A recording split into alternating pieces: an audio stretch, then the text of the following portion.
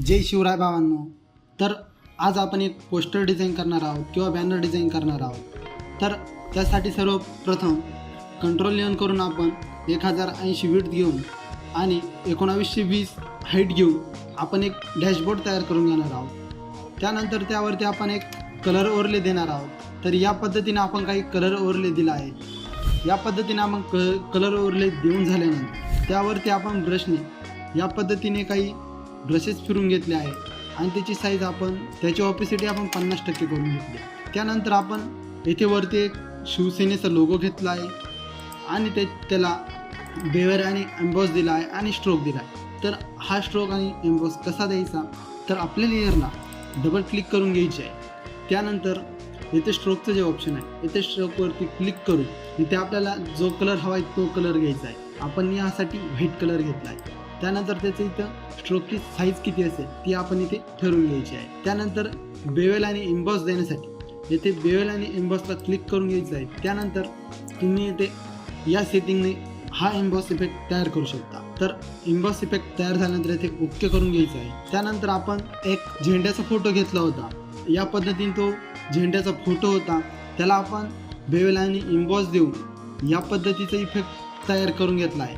तर हा इफेक्ट तयार करण्यासाठी लेअरला डबल क्लिक करून एम्बॉस आणि बेवेलला यायचं आहे आणि इथे इनर एम्बॉस आपण हा इफेक्ट घेतला आहे आणि त्यानंतर इथे स्मूथ दिला आहे. त्यानंतर त्याची ड्रेफ्ट आपण 532 ड्रेफ्ट दिली आहे. येथे डेस्टिनेशन अपला दिली आहे. त्यानंतर साईज आपण 10% घेतली आहे आणि सॉफ्टनेस हा 4% घेतला आहे. तर एवढं झाल्यानंतर ओके करून घ्यायचं आहे. त्यानंतर आपण अशा पद्धतीचं एक काही पेन टूलने शेप तयार करून घेतला. तर हा शेप कसं तयार करायचा, तर सर्वप्रथम हा इथे जो शेप पेन टूल जो आहे तो पेन टूल सिलेक्ट करून घ्यायचा आहे. त्यानंतर या पद्धतीने तुम्ही शेप तयार करू शकता. या पद्धतीने शेप तयार केल्यानंतर कंट्रोल दाबून इंटर दाबायचं आहे. त्यानंतर सिलेक्शन लेअर तयार होऊन जाईल. त्यानंतर येथे यायचं आहे म्हणजे मागच्या शेजारचा जो क्रिएट न्यू ॲडजस्टमेंट लेअर हा ऑप्शन आहे, यावरती क्लिक करून सॉलिड लेअर सिलेक्ट करून आपला जो कलर हवा आहे तो कलर देऊन घ्यायचा आहे.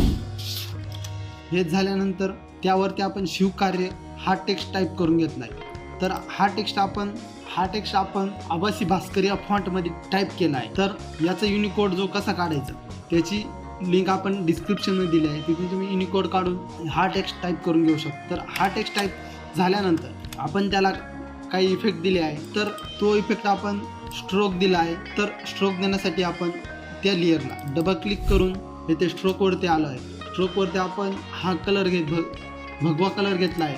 त्यानंतर त्याची साईज आपण 26% घेतली आहे. तुम्ही कमी जास्त तुमच्या याने करू शकता. त्यानंतर आपण इथे आउटर साईडला स्ट्रोक दिला आहे. त्यानंतर आपण त्याला ओके करून या पद्धतीने करून घेतला आहे. त्यानंतर खालच्याच लेअरची आपण एक डुप्लिकेट लेअर घेतली आहे आणि स्ट्रोकचा कलर आपण व्हाईट करून घेतला आहे आणि स्ट्रोक आपण जो 26% दिला होता तो इथे त्याच्यापेक्षा कमी करून 19% स्ट्रोक दिला आहे. त्यानंतर आपण त्याला ओके करून घेतला आहे. त्यानंतर खाली आपण सदस्य नोंदणी हा टेक्स्ट टाईप करून घेतला आहे आणि त्याला स्ट्रोक आणि ड्रॉप शॅडो दिले आहे. तर हे देण्यासाठी आपण त्या लेअरला डबल क्लिक करून येथे ड्रॉप शॅडो दिली आहे. ड्रॉप शॅडोची आपण ही काही सेटिंग घेतली आहे. त्याची ओपेसिटी आपण 42% ठेवली आहे आणि कलर हा ब्लॅक ठेवला आहे. त्यानंतर आपण स्ट्रोक दिला आहे नॉर्मल, तो पण व्हाईट कलरमध्येच आहे. ती टेक्स्ट आपल्याला जो थोडा ब्रॉडमध्ये दाखवायचा होता त्यामुळे आपण त्याला स्ट्रोक दिला आहे. त्यानंतर आपण येथे 2 सर्कल तयार करून घेतले आहे. ते सर्कल आपण येथे सर्कल टूलने करून घेतले आहे. तर इथे जो हा सर्कल टूल आहे इथे तुम्ही वेगवेगळे शेप तयार करू शकता. इथे सर्कल टूल घेऊन शिफ्ट दाबून आपण सर्कल तयार करून घेतला आहे. सर्कल तयार केल्यानंतर इथे व्हाईट कलर घेतला आहे आणि स्ट्रोकला आपण 0 करून घेतला आहे. एवढं झाल्यानंतर कंट्रोल T दाबून आपण त्याची ट्रान्सपरन्सी ऑन करून घेतली आहे. त्यानंतर त्याची साईज कमी करून इथे आपण या पद्धतीने ठेवला आहे. तर त्यानंतर आपण सदस्य नोंदणीसाठी जी वेबसाईट होती त्यांनी कस्टमरने आपल्याला QR कोड दिला होता. तर तो QR कोड आपण इथे टाकून घेतला आहे. जो जसा होता तसंच इथे टाकला आहे, त्याला कोणताही इफेक्ट दिला नाही. त्यानंतर आपण खाली एक शेप तयार करून घेतला आहे आणि त्याला दोन्ही बाजूने इरेज केला आहे. तर शेप तयार करण्यासाठी शेप टूलला येऊन इथे आपण चौकोनी शेप आहे तो घेतला आहे आणि या पद्धतीने शेप तयार करून घेतला आहे. त्याचा कलर आपण हा जो आहे हा कलर तो आपण इथून घेतलेला आहे. तो घेतल्यानंतर आपण त्या लेअरला मास्क केलेला आहे, तर आपण व्हाईट मास्क दिलेला आहे. त्यानंतर साईडला पुसट करण्यासाठी आपण इथून ब्रश सिलेक्ट केला आहे. तर आपण हा जो पावडर ब्रश होता हा सिलेक्ट न करता आपण जनरलचा जो ब्रश असतो तो सिलेक्ट करून घेणार आहोत. तो सिलेक्ट केल्यानंतर त्याची साईज कमी करून घेणार आहोत. या पद्धतीने थोडी जास्त साईज ठेवणार आहोत. त्यानंतर आपण इथे जर मास्कला व्हाईट कलर असेल तिकडे आपण ब्लॅक कलर घेणार आहोत. ब्लॅक कलर घेतल्यानंतर आपण या पद्धतीने इरेज करू शकतो. तर या पद्धतीने येथे ही लाईन टाकून घेतली आहे आपण. त्यानंतर आपण त्याच्यावरती एक टेक्स्ट टाकून घेतला आहे, मिस कॉल, आणि त्याच्यापुढे त्यांचा जो नंबर होता नोंदणीचा तो टाकून घेतला आहे. तर हा फॉन्ट आपण ग्रेनाइटिक बोल्ड हा फॉन्ट घेतला आहे. त्यानंतर आपण इथे एक नॉर्मल व्हाईट कलरमध्ये ब्रश करून घेतला आहे. हे 2 ब्रश इथे फिरवले आहे आपण, एकदम तुरळक आहे ते लक्षात पण येत नाही. त्यानंतर आपण महाराष्ट्राच्या घराघरात फडकू दे भगवा, शिवसैनिक नोंदणी करून शिवकार्य जागवा हा टेक्स्ट टाईप करून घेतला आहे. हा टेक्स्ट टाईप केल्यानंतर त्याला आपण स्ट्रोक दिलेला आहे. तर स्ट्रोक पण आपण इथे डबल क्लिक करून या पद्धतीने इथून स्ट्रोक दिला आहे. त्यानंतर आपण त्याचीच एक डुप्लिकेट लेअर करून डार्क केला आहे. त्यानंतर आपण एक महाराष्ट्राचा नकाशा घेतला आहे आणि तो नकाशा इथे या पद्धतीने इरेज केला आहे. त्या नकाशाला पण आपण या पद्धतीचा नकाशा होता त्याला पण आपण मास्क करून जनरल ब्रश घेऊन या पद्धतीने इथे ब्रश करून घेतला आहे. या पद्धतीने ब्रश करून घेतला होता. तर त्यानंतर आपल्याला फोटो जे ॲड करायचे आहे ते फोटो ॲड करण्यासाठी आपण फोटो घेतले आहे आणि येथे या पद्धतीने फोटो प्लेस केला आहे. त्यानंतर खालून इरेज करण्यासाठी याला पण आपण इथे मास्क करून घेतला होता. तर हा मास्क आपण डिलीट केला या पद्धतीने फोटो होता. तर त्याचे आपण बॅकग्राऊंड रिमूव्ह केले आहे.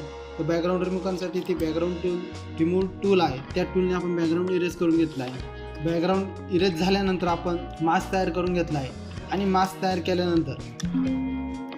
केल्यानंतर या पद्धतीने इथून आपण साईडने इरेज करून घेतला आहे.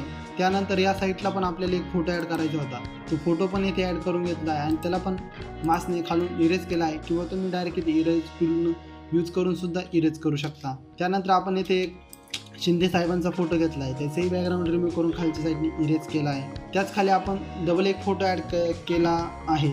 त्यासाठी आपण त्या फोटोची डुप्लिकेट लेअर करून त्यावरती कलर ओव्हरले दिला आहे. तर कलर ओव्हरले जो असा फोटो होता त्याला आपण कलर ओव्हरले करून आपण त्याला व्हाईट कलरमध्ये कन्वर्ट केला आहे.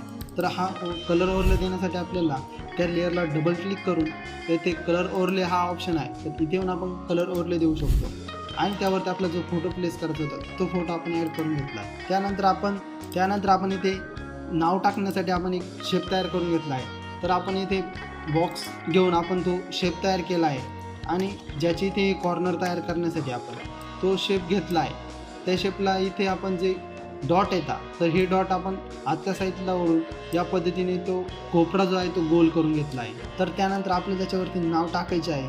तर त्यासाठी आपण जे नाव होते ते आपण इथे टाईप करून घेतलं आहे. तर हे नाव आपण श्रीलिपी या फॉन्टमध्ये टाईप करून घेतलं आहे. तर हे फॉन्ट जर तुम्हाला हवे असेल तर आपण इंस्टाग्रामला मेसेज करू शकता किंवा कमेंट करू शकता.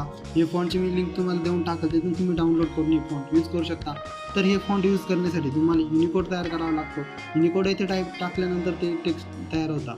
आपण डायरेक्ट टाईप केले तर ते वेगळेच टेक्स्ट टाईप होता. तर ते युनिकोड पण कसे तयार करायचे त्याची मी लिंक देऊन टाकल. तिथे फक्त तुम्हाला ते लिंक ओपन केल्यानंतर तुम्हाला असा इंटरफेस दिसेल. त्यानंतर तुम्हाला जे नाव टाईप करायचं आहे ते इथे तुम्ही मराठीत टाईप करून घ्यायचं आहे आणि कन्वर्ट टू श्रीलिपी टाईप केल्यानंतर इथे तुम्हाला कोड मिळून जाईल. तो कोड कॉपी करून इथे पेस्ट करायचा आहे. पेस्ट केल्यानंतर तुम्हाला अशा पद्धतीचा जो फॉन्ट मिळून जाईल. तर त्यानंतर आपण खाली त्यांचं जे काही पद आहे ते पद ॲड करून घेतलं आहे आणि दोन्ही नावांच्या मध्ये आपण एक रेष ओढून घेतली आहे. त्यानंतर इथे सुरुवातीला आपण त्यांचा लोगो ॲड करून घेतला आहे आणि त्याला पण आपण स्ट्रोक आणि एम्बॉस हा इफेक्ट दिला आहे. तर एवढं करून आपलं जे पोस्टर होतं त्याची डिझाईन पूर्ण झाली आहे. तुम्हाला ही डिझाईन कशी वाटली हे तुम्ही आपल्या कमेंट बॉक्समध्ये सांगू शकता. तसेच या डिझाईनची PHD फाईल तुम्हाला जर हवी असेल तर कमेंट करा किंवा डिस्क्रिप्शनमध्ये दिलेल्या लिंकवरून तुम्ही डाउनलोडही करू शकता. तर असंच नवनवीन डिझाईन शिकण्यासाठी आपल्या व्हिडिओला लाईक करा आणि चॅनलला सबस्क्राईब करा.